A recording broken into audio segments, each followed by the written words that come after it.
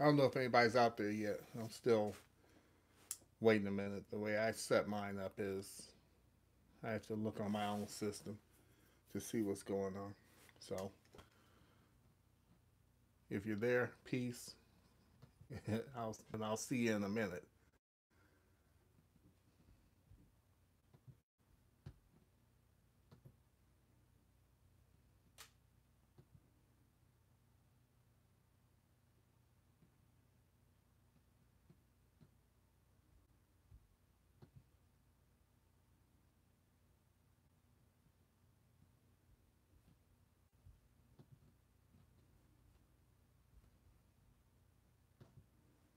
Yeah, I'm not seeing anything.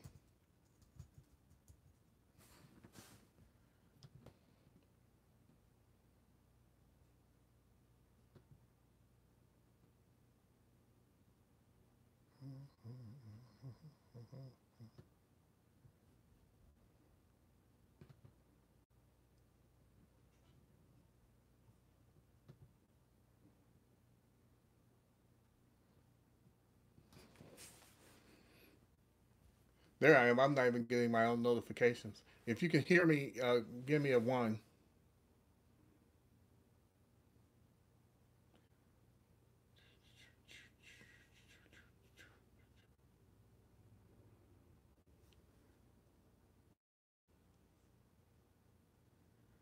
Thank you. I want to say peace to IC, peace to S Wiseman, peace to Black. It looks like Black First, but is it Black Fist? Because I could be saying that wrong.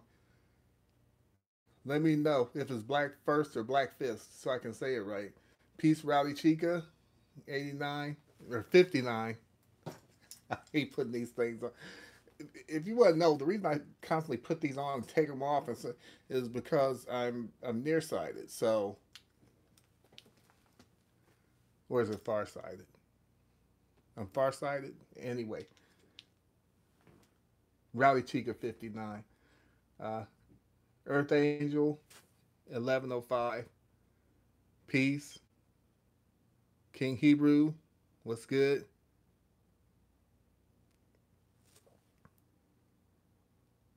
Peace Bonafide. Okay. Yeah. Okay. I'm not gonna be up here too long. I've been thinking a lot, and I didn't know whether I was gonna do this as one of my regular, one of my regular shares, or if I was gonna do it as a live stream. I decided to just go on and live stream this real quick. But I've seen of late a lot of our, a lot of our fellow um, YouTubers um, on Black YouTube who truly are drawing lines in the sand and are tired of all this mess and and want to separate. And you already know that I'm one of them. And I often get the question about about our people separating. And what I look, the, what I found is this: whenever we talk about separating from the Caucasians, whenever we talk about separating and just being our own people, inevitably someone's going to ask, well, how do you separate? We're surrounded by people. We work in society. We go to the store. We do all these things, but it's all about separating in here first. All of it is about separating in your mind first, and I've seen it, and many others of you have seen this, where you can have two people living in the same house. I mean, literally living in the same house, and they don't talk to each other. They don't interact. They don't. They probably come home at different times. They just barely even see each other if they can. That happens when there's a mental separation, when there's a psychological separation from within that house. Okay, and that is a powerful kind of a separation. And then we've also seen people who are like so in love or so, um, maybe not even in love, but they're just so connected to someone else that they can separate physically from them. and that person's all they talk about, all they think about. They write to them. They uh, they pine after them. All these different things. There are people who transition. People who die, and and they will be building shrines in their homes. Will still talk about the person as if they're still alive, and all these different things. That means that they are not separated from this person, even though they're physically separated from them.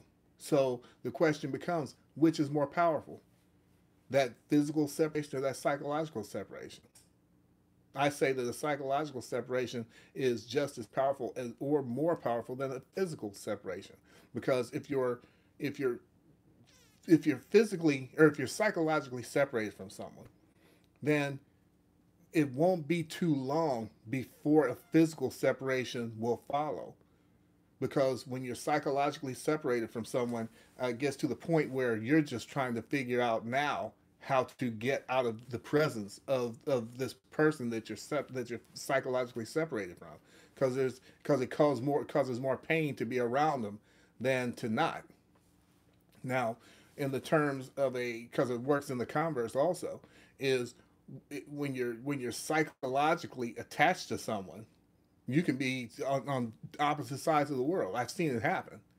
You can be on opposite sides of the world, and you're psychologically connected to somebody. You still find a way to get back to that person, and the same thing goes for separating from this society. If you're still psychologically attached, then it doesn't matter if you physically get away from it. It doesn't matter if you move to another country. It doesn't matter if you move to one of the countries in Africa.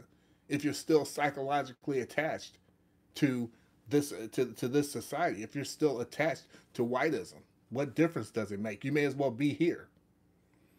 But if you're psychologically unattached, then you start to build. You start to build your own. You start to build up your own. And then eventually you start finding ways to get the heck out of there.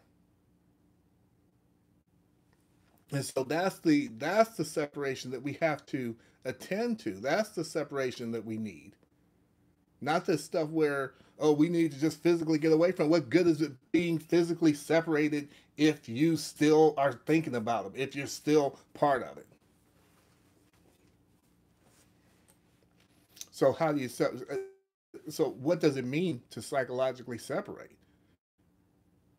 Me and my queen often talk about this, and there are just like little things that we don't that as a people we don't even really think about.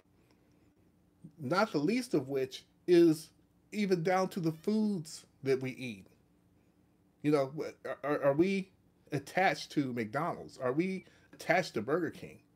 Are we attached to KFC, Sister's Chicken? Are we attached to potato chips, processed foods, all these different things that are not our natural foods, that don't benefit our people, that lend to the obesity that plagues us, to that lends to the diseases that plague us? When we look in other countries and other places, and they have diets that are not American diets, the SAD diet, standard American diet. And you have these people living longer, they're happier, they're healthier, they live not only longer, but they live quality lives.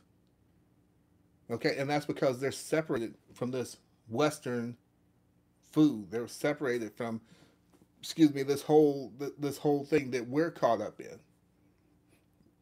That's one part of separation. What's another part of separation? Another part of separation is not to indulge in the things that they so love and that they thrive upon and that they make money upon.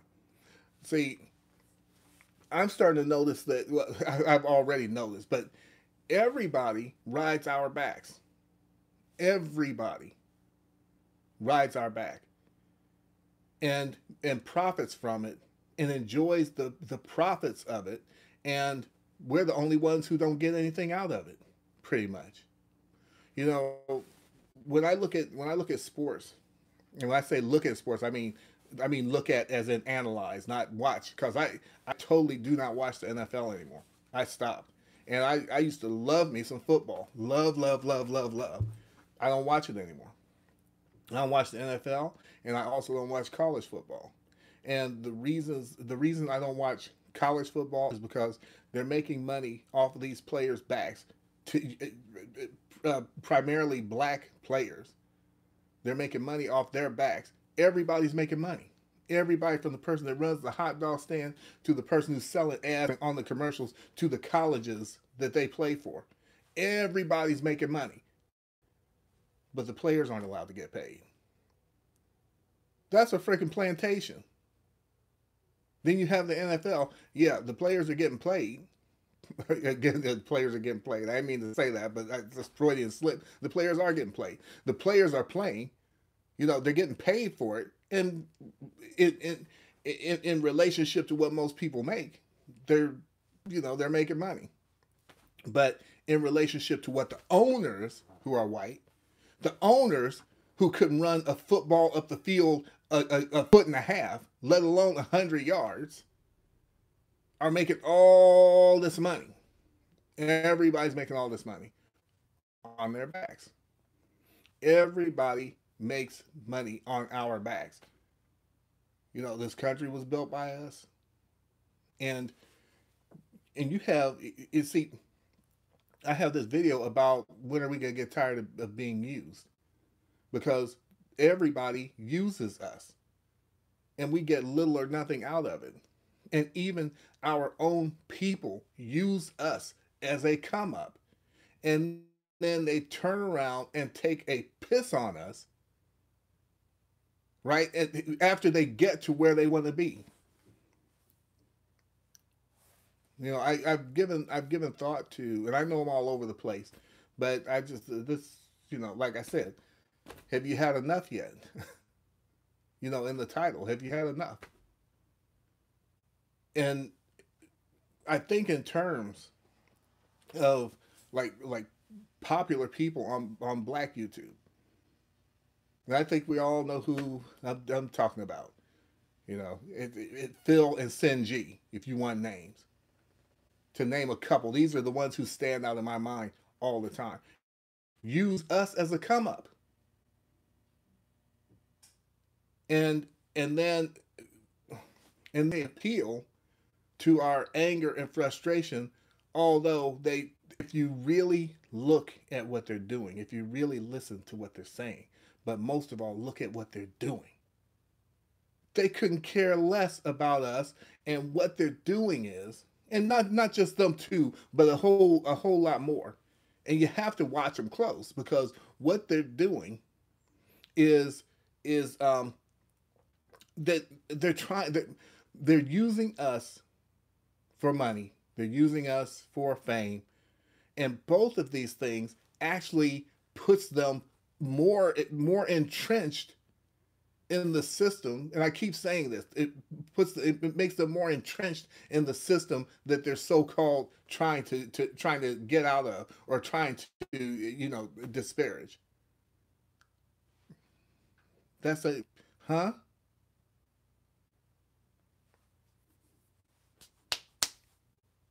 When it comes to us separating, the psychological separation has to do with food. It has to do with what we watch. It has to do with all these things that we've been taught, and now we have to unlearn before we can even think of physically separating. You have black people in this country, and around the world, but I'm talking about America. You have black people in America who, from the moment that we're born, we're taught that we're ugly, that we're lazy, uh, that we're thugs, and all this stuff, all this stuff. But of even in terms of beauty, we look at this and we base everything upon this European model of beauty. This straight hair, and narrow nose, and small lips, non-existent butt, all this different stuff, and we base beauty on that. when nothing could be further from accurate. And then we start getting caught up in all this colorism, all this garbage. All this garbage. And these are like all like little strands that we have to unravel so that we can create a real separation between us, but not our people, but between us and like the Caucasian society. That's how we separate. And quiet as it's kept, this isn't something that we're going to be able to shoot our way out of. You can't outgun people with tanks and mustard gas and all. We have to think our way out of this thing. But as my title goes, had enough yet? Have you had enough? And the way that you show that you've had enough is by slowly but surely. It'll be a gradual thing, because just like with me, everything I'm doing is gradual. Where you find these points at which you realize you're connected, and then you disconnect. I used to believe in voting. I don't vote anymore. African Esquire, and I'll give a link. She did an excellent video on why she doesn't vote and believe in voting. And as I thought about it, I'm like, it's true, because we have had Republican presidents who have had a Republican House. We've had Democrat presidents who have had a Democrat House. We've had Republican presidents who've had a Democrat House. We've had Democrat presidents who've had a Republican House. And things change under those systems. But there's only one thing that remains consistent, and that is that things never change for us. We're still being gunned down in the street with impunity. We still have the lowest employment rates. We still have random white people walking around asking us for ID and papers and all this different stuff. What the hell has changed? Nothing ever changes for us. Well, there has been some progress, but we're still being lynched and hung. Sometimes actually, and sometimes they've exchanged the rope for a pen or a gavel.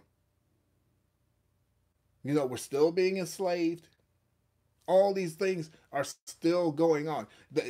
Voter suppression is still going on to keep our people from going to vote. But what does it matter anyway? Because nothing ever changes for us. Not under this system, because this isn't our system. From the Magna Carta all the way through the Bill of Rights, all these things were created while our people were enslaved. So it shows that none of this was meant for us. How much more do you need? How much more proof do you need of that? I'm going to read some comments. I know I'm kind of rambling these things.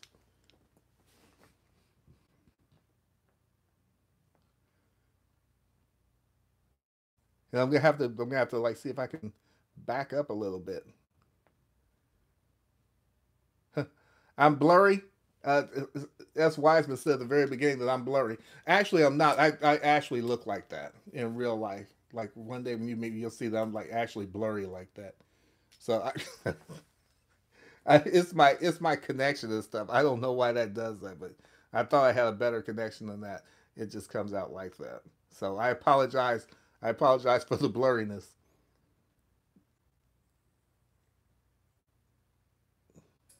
And still saying just peace to everybody in the chat. And as Wiseman again, she said, "I'm separating, not waiting around for black folk to get their act together." I heard that, and it is a very individual thing. And Bonafide 1970 said it's like the old saying, "Free your mind and your ass will follow." Same thing. Separate your mind and your ass will follow. Exactly. Exactly. And we're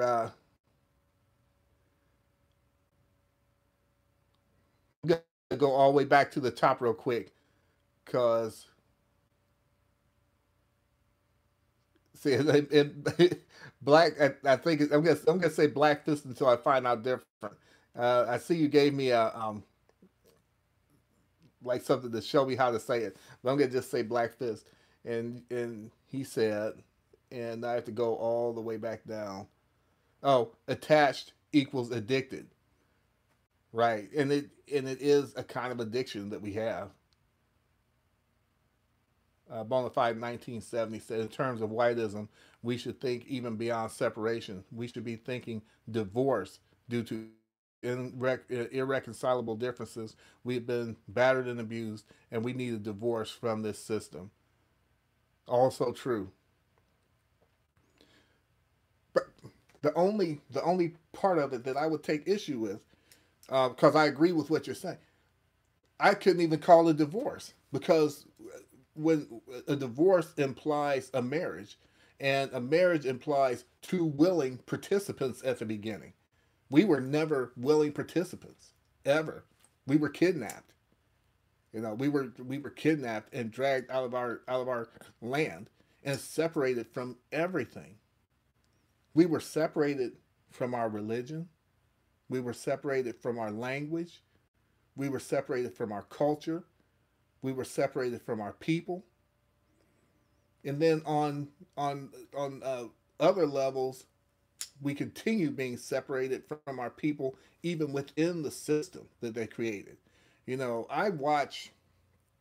I can't remember what it was I was watching, but there's like several things I was watching where there were either these white people who had their children got kidnapped or something happened to them, or even when they talk about this caravan that's heading toward the United States, and I've become like this. I was never a callous person.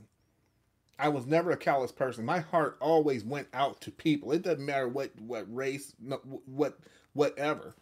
I was always a person who felt for people, and I think black people are like that in general. That we just feel for people because we're an empathetic people. Our pineal glands are not calcified, and so we have a propensity toward compassion.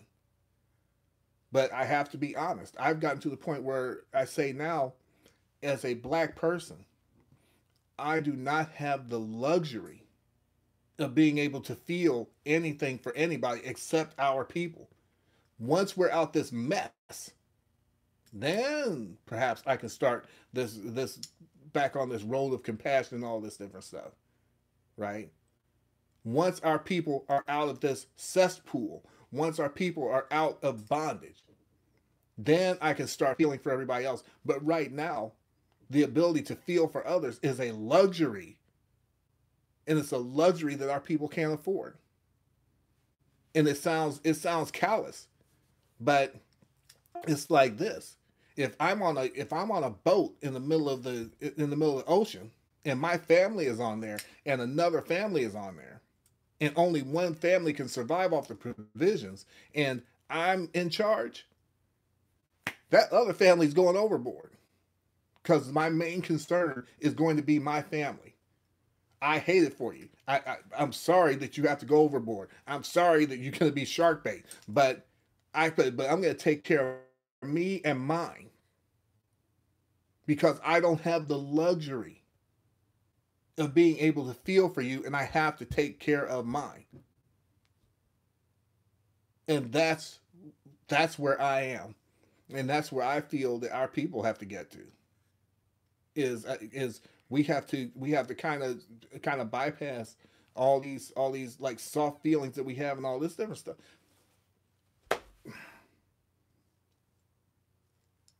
And to be honest, that is so far outside of like our nature that it's hard for us to do. Like they say, you know, a person's natural inclination is towards self-preservation. So it's difficult to run into a burning building. It's difficult to run in front of a bullet for another person. That is difficult because it goes against what every fiber of your being might be telling you. You know, you got to save yourself.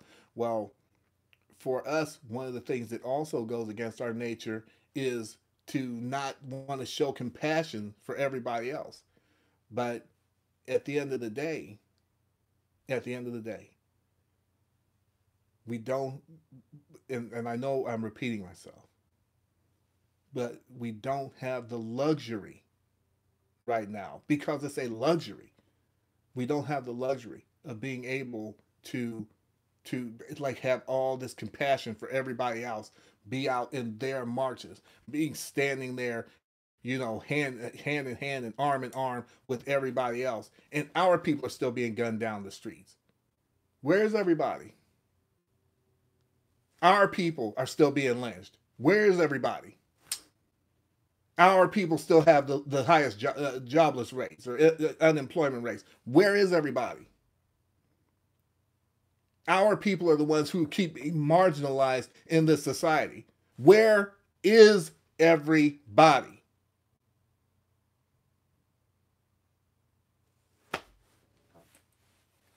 We are all we have. We are all we have.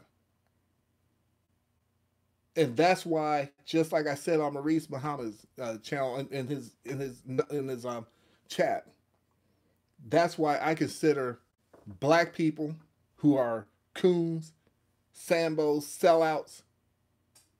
That's why I could turncoats, traitors. That's why I consider them to be 3 times more, 10 times more. Well, I'm not going to use that with a modifier. 10 times worse than white people who stand against, because they're supposed to be on our side. But instead, they're these freaking Trojan horses that come into our camps and cause nothing but chaos and havoc among our people.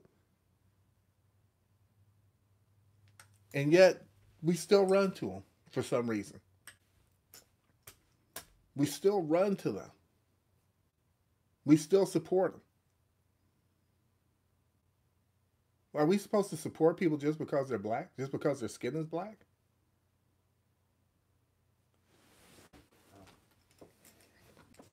Every from what I've researched, every major movement that black people were going to have was always somehow squelched, squashed by some turncoat Negro that went and told massa what we were doing. Some sellout who infiltrated and let people and let white people know what we were up to, what we were planning, what we were going to do, or just outright sold us out. And we always end up falling for this crap. So what are we supposed to do? As I said in another video, what are we supposed to do? Just embrace and say, well, since they're black people, we have to stand in unity with them. What are you talking about? How can you stand in unity with someone who's against you? That's impossible. Let me read some. I'm going to read some more comments. I'm kidding.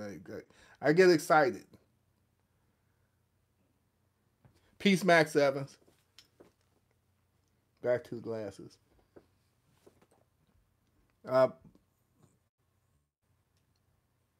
King Hebrews, I never voted a day in my life. You know what? And it's good that you didn't, because it doesn't make any difference. You can put your precious time elsewhere, and it would be better used. Waste of time. Bonafide 1970 says separation should be a two-pronged effort. Not only should we be preoccupied with moving away from all the machinations of whiteism. We need to focus on moving towards one another as black people. That's very true. That's very true. As Wiseman said, that's beautiful. What's beautiful might be talking to somebody else. Um, is Nikki in here? Oh, peace, Nikki. And peace, Joseph Elliott.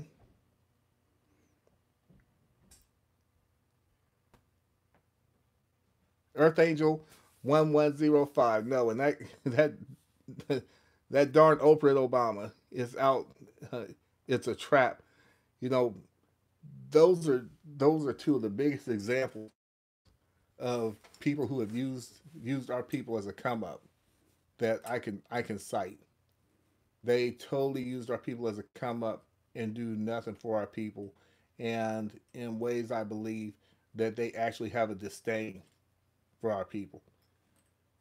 And when I say our people, I mean like Black Americans. I believe they have a true disdain for us, and they hide under they hide it under like black speak, I think. But yeah, I August Dreams, peace, August Dreams. Oftentimes, our worst enemies are the ones that look like us. That is that's so true. I don't even think that it's oftentimes. I think it's all the time. Well, I'll put it like this: all the time, our worst enemy is those who look like us, who are our enemy. If that makes sense, because our most powerful allies are our people, because we literally are all we have, and and I'm going to even say that I find it suspect. I think that it is an error when we have members of our of our people who say, well, we need we need to join with other peoples, whether that's white people, Latinos, or whatever. We need to join with other people so that we can get things done. Why? Why? Every everyone else has pretty much proven that they're against us. And just because there's like these little pockets of people who may sincerely want to help, well, the way that they can help us best is by going to their own people and trying to straighten their own people out. But don't do it from within our people. Leave us alone. Let us do what we need to do. And if you want to go talk to somebody, talk to your own people. Talk to your own people about these things. But don't come talking to us. What are you talking to us for? Um, Yesterday on Maurice Muhammad's live stream, he was talking about reparations and the many bogus excuses that they give for not giving our people reparations, even though they always can seem to manage to give it to Native Americans. They can always seem to manage to give it to everybody else. They gave reparations, or Obama made sure reparations went to Holocaust survivors. We never did anything to them as a country. This country never did anything to them. Why they get reparations, and we've been getting treated. We've been going through hell from the time that we got here, or the time that we were dragged here. He's making sure that they're getting reparations.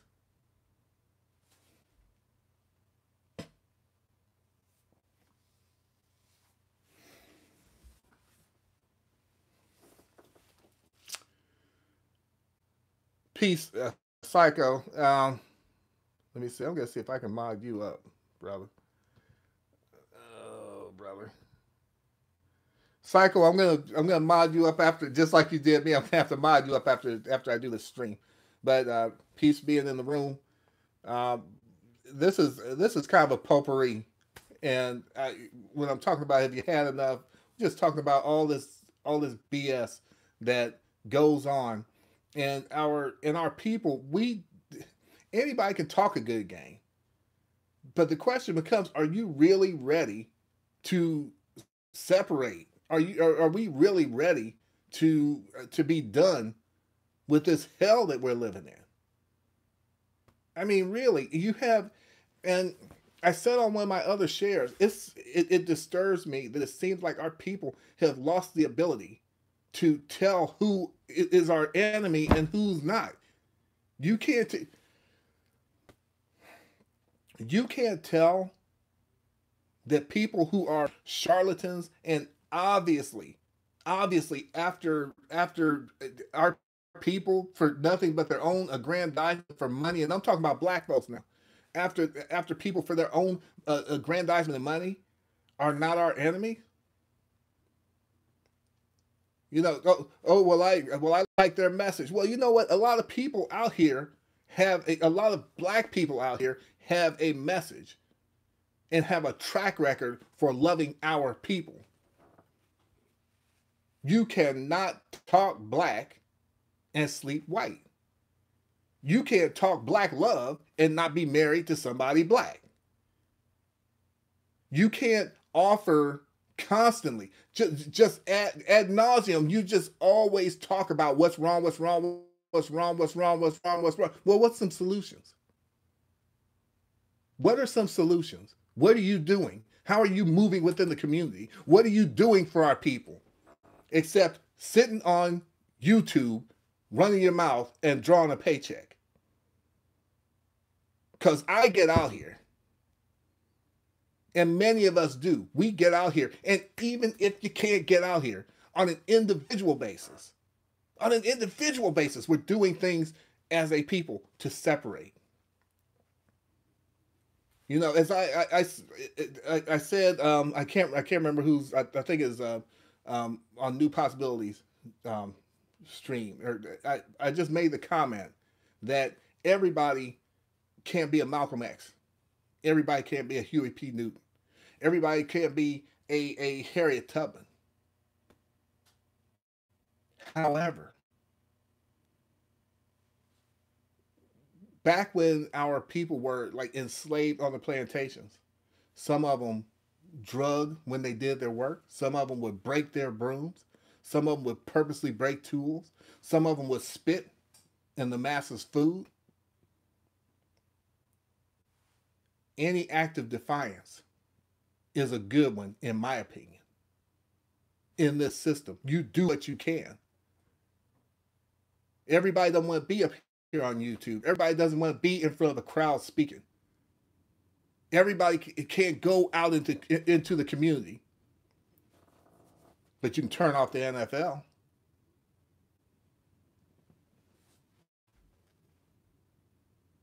You can stop eating the white man's food.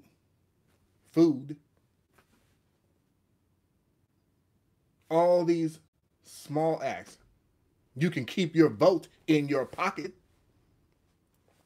You can take your money and buy this black instead of running to see pimp.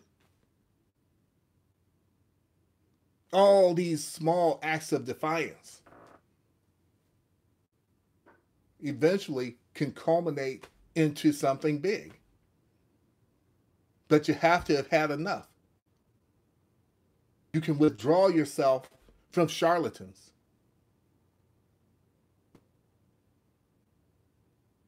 All these individual acts can become larger acts. But you have to have had enough.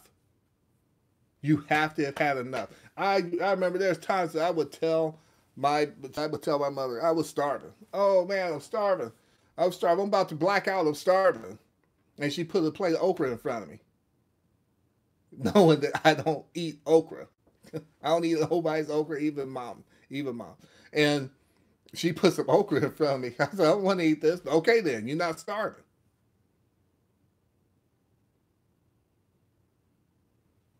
You know, just as Sean Connery's character said on The Untouchable, said, "What are you prepared to do? What are you prepared to do?" You know, it amazes me how we can have our people It amazes me how we can have our people. I thought I froze up for a second there. Talk about how we want to get out of the system, get out of whiteism, and all these, and we won't do something as simple as stop watching the NFL. I mean, if you want to watch it, that's your thing. That's your thing. But we have to. I think as a people, we have to start thinking about what we do.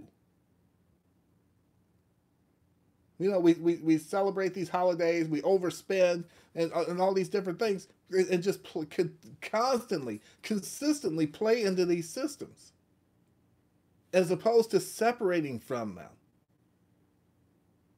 And I'm not going to sit here and act like it's easy. I mean, I'm one who loved Christmas. That was my favorite holiday of all time. Love me some Christmas, Christmas, Christmas. And truth to tell, I still love it. I just don't celebrate it. And I feel a sadness for not celebrating it, for not because I loved it. But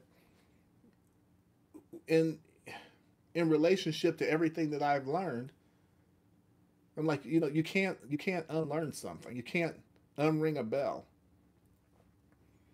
And once a black person wakes up, it's like on the Matrix. Once a black person wakes up, you you can't go back to where you want. The very most that you can do is just start to ignore it. Either choose to ignore it or rationalize it, but you can't ever unknow what you know once you truly wake up. And for those who decide to turn a blind eye, it's just all the sadder to me. That's just tragic. You have people who are out here using us for money, and what has happened is that I think a lot of us, what some of us have found, is that it's like a black boy or a black girl in school or in the stages of early development, like elementary school, high school, whatever, and you're taught you're not beautiful, your hair is nappy and it's not beautiful, you're dumb, you're this, you're that, and then the first person that comes along that shows some interest, the first person that comes along who tells you that you're attractive, if that person has bad intentions toward you, then there's going to be a problem because now you're all enamored with this person because oh they love me, they care about me, they think I'm beautiful, they're this and they're that, means you absolutely no good, but they peeped you out, they peeped you out, and now they use that weakness, they use that desire for validation against you. And that's what happens a lot of times, especially among our own people who use us as a come up, is that they use us, they know that we're a people who historically and as a collective have been told that we're worthless. And then they basically tell us everything they wanted that they know we want to hear and start raking in the dough.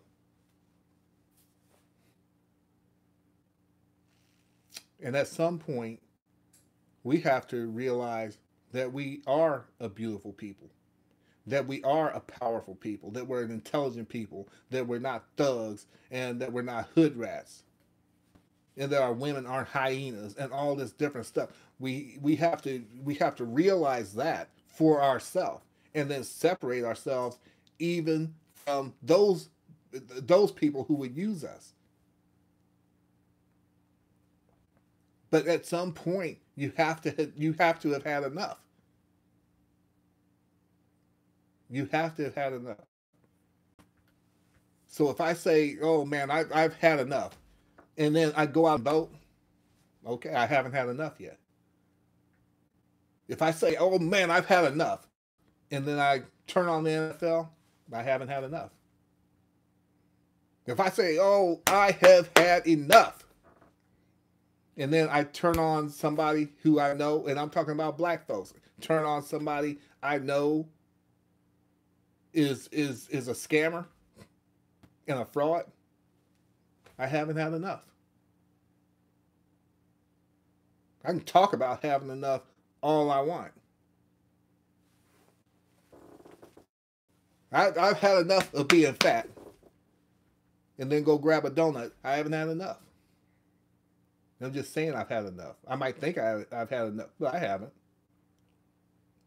You know when you've had enough? You know you've had enough when you're willing to do any and everything that it takes to get out of whatever you've had enough of. If I'm starving enough and that plate of okra is set in front of me, I will eat it. That's when I know that I'm actually starving. But only you can know that.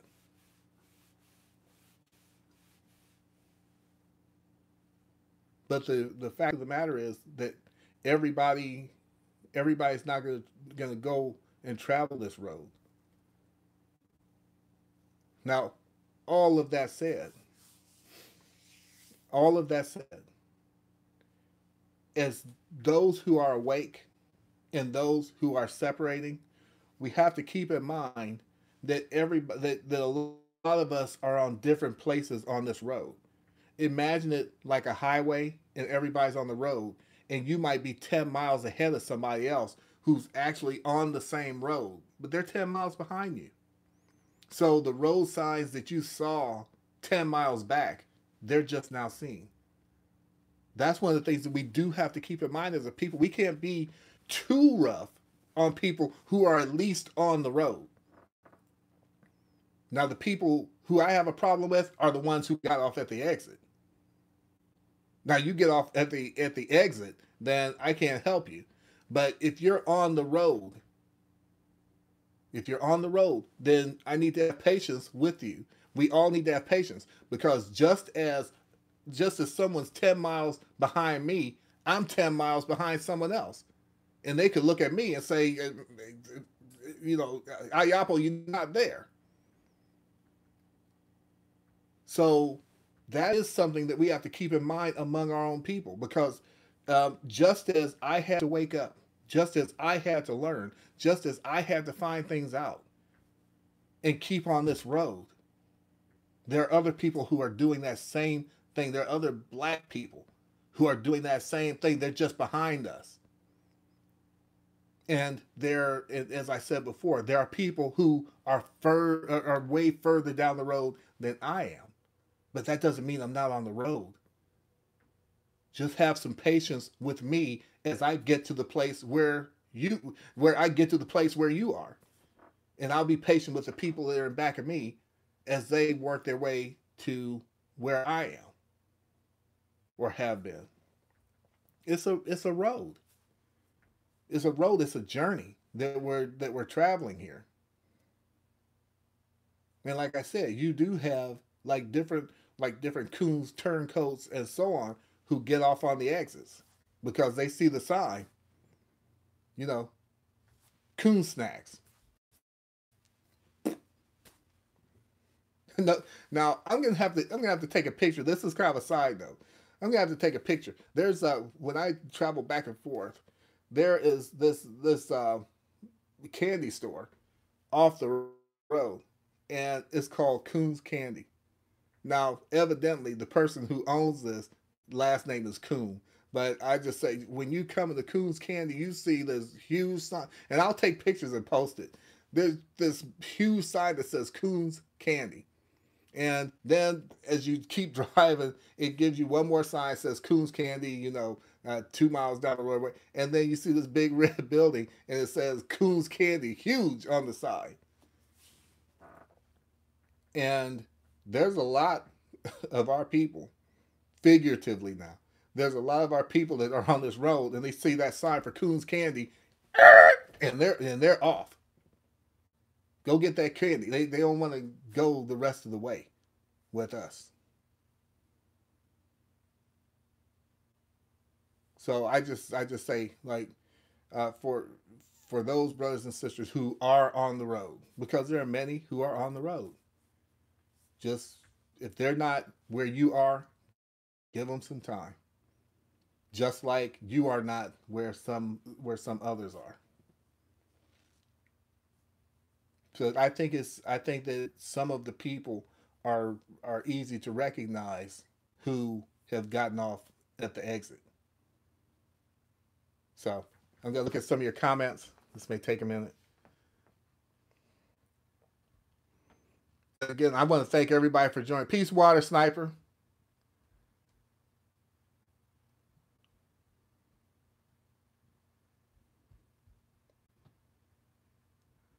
This is kind of rough for me because it's the way this thing goes. Emily Dooley, peace, and Emily Dooley says we need to stop looking outside for numbers and approval. Absolutely. Emily Dooley also said we will never get reparations. Let me make sure I get the whole quote. Because they don't consider what they did was a crime. I'm really starting to become of that opinion. But at the same time, I do say this about it. There's an old saying. Someone said, I don't fight fascists because I think I'll win. I fight fascists because they're fascists. So when it comes to reparations, it could just as well be said. I don't fight for reparations necessarily because I think I'll win. I fight for reparations because it's the right thing to do. Because we're owed reparations. So um, I have kind of a split mind about that because I believe that it is possible to get reparations, but the thing is, if I base my belief that we'll get reparations upon like, excuse me, them having some kind of change of heart or just seeing the error of their ways, well, no, it never happened ever.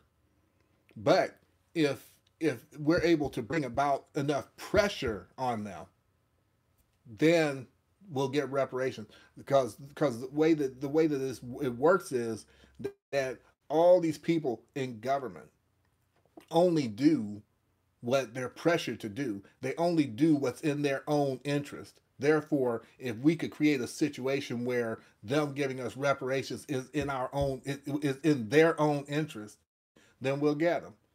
But no, they'll never do it based upon it being the right thing to do. That's not going to happen, and I don't have any hope for that happening.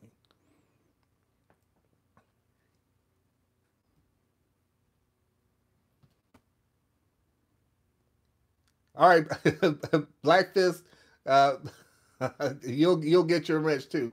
I'd have to do it after this, and I don't know why August Dreams doesn't have one. I see a whole bunch of wrenches I need to give.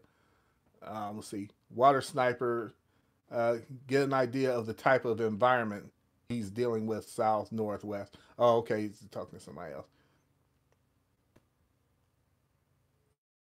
Emily Dooley, withdraw from their economic system and demand our money, then they will pay up.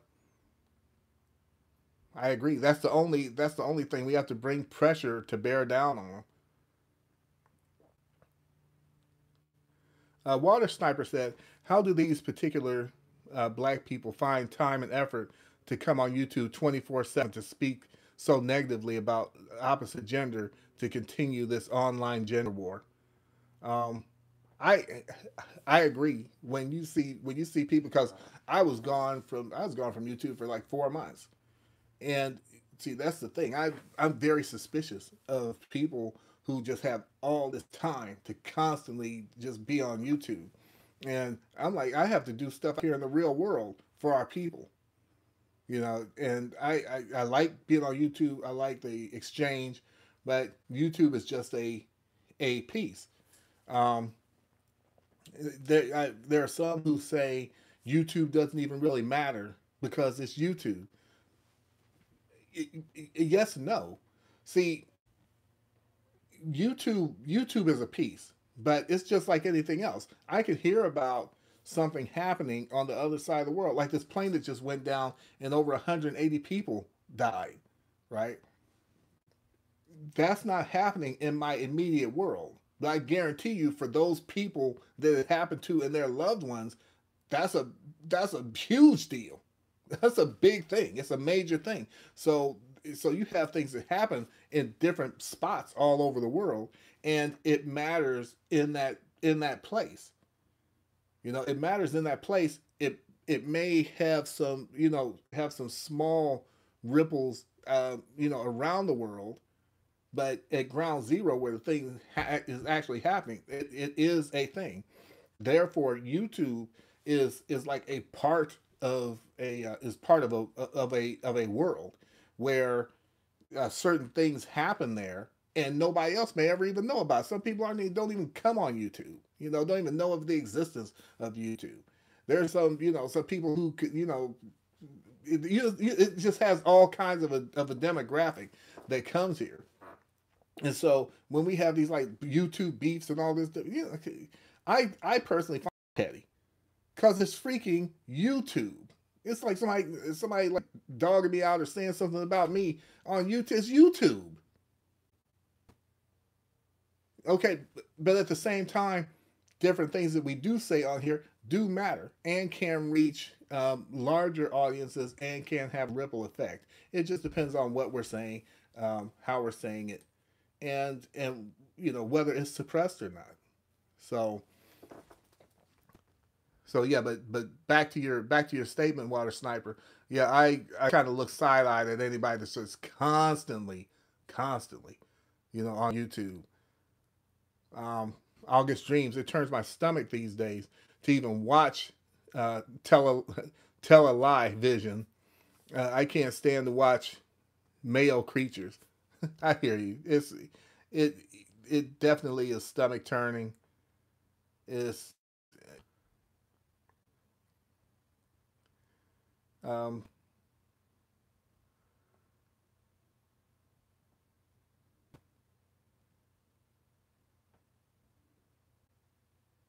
August Dreams. Whatever the male creatures do, we should do the opposite.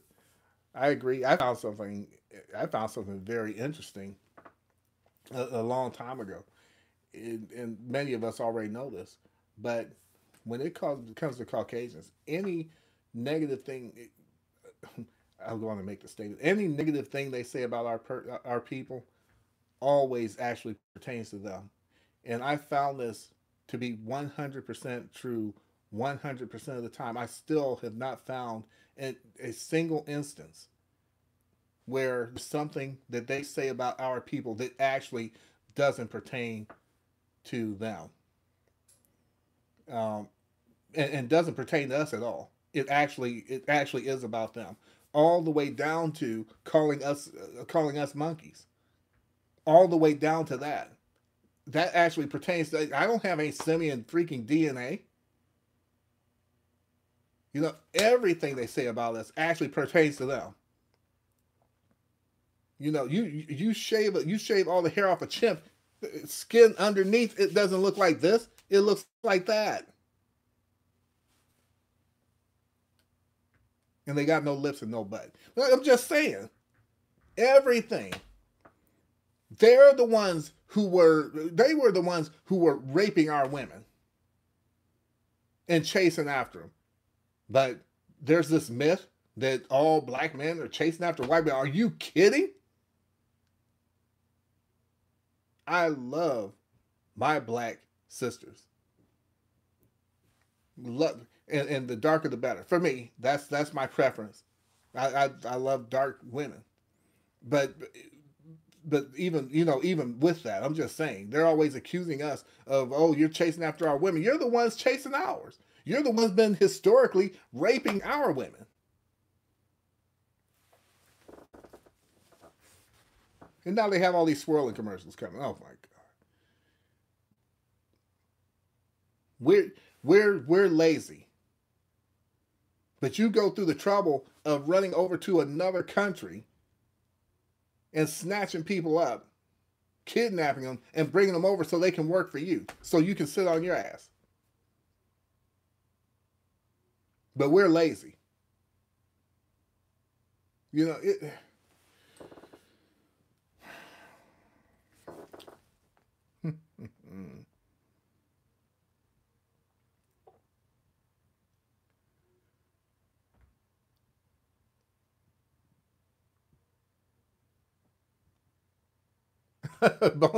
Bonafide 1970s.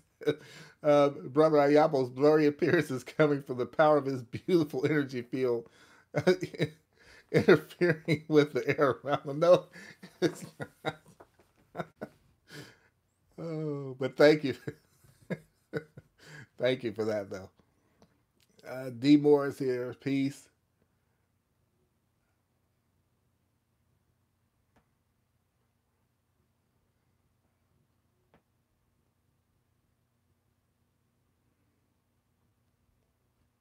I'm trying to read some of the.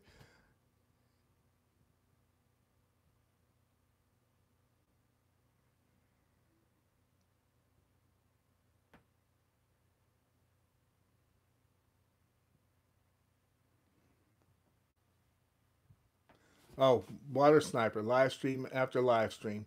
Black women are bad. Black men are bad. Damn. Yeah, and I find all these live streams very suspect because again we are all we have, and I don't really see evidence in the real world of our our black men not loving our black women and our black women not loving our black men. Um, this is this is manufactured, in my opinion. I will say that the gender war is very real among white people, and it's all because white women want what their white men have, which is, and I've said this many times, the ability to be able to oppress everybody. See, what white women have a problem with is that their men have their foot on their neck along with everybody else. But once, and I said this on another share, but once once the white man like moves his foot just enough so that the white woman can get up and stand beside him, then they're gonna be fine. They're gonna be fine just as long as they can oppress everybody else by their man. And so we don't need to have any part of that, any part of all this Me Too and all this crap, because basically anything they ever get set up always backfires on us. Anything that ever gets set up always ends up being used against us. Okay, and the thing is the Caucasians who caused the problem.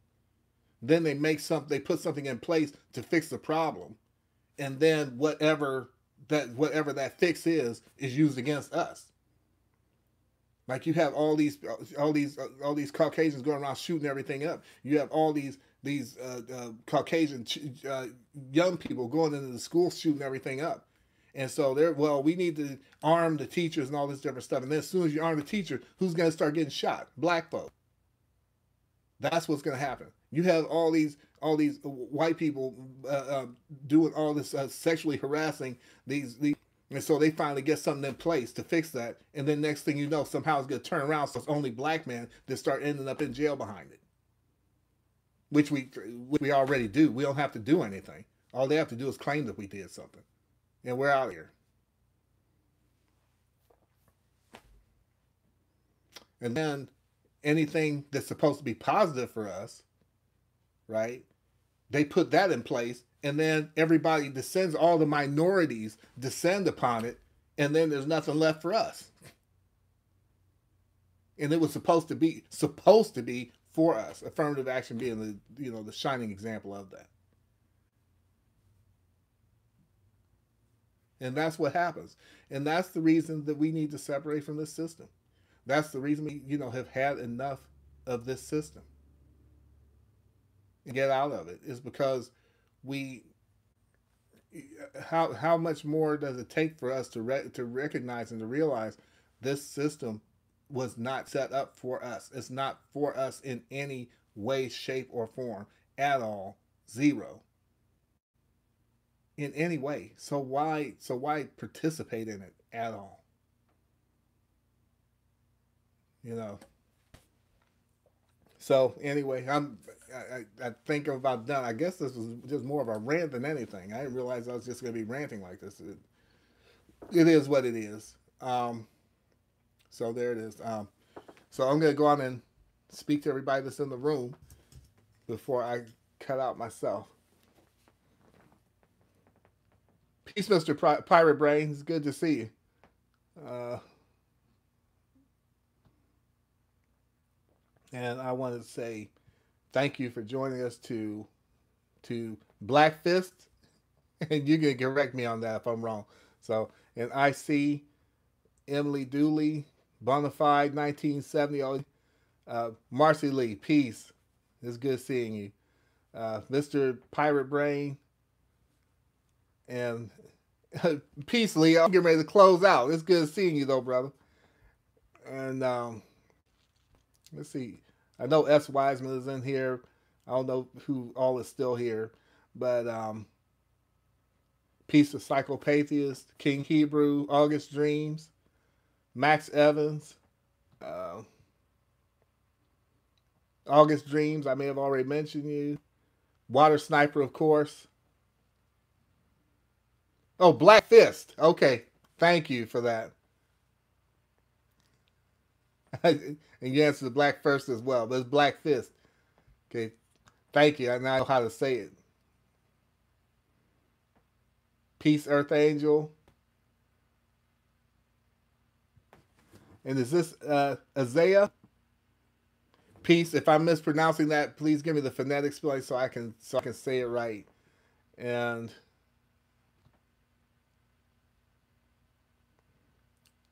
I think Peace, Nikki.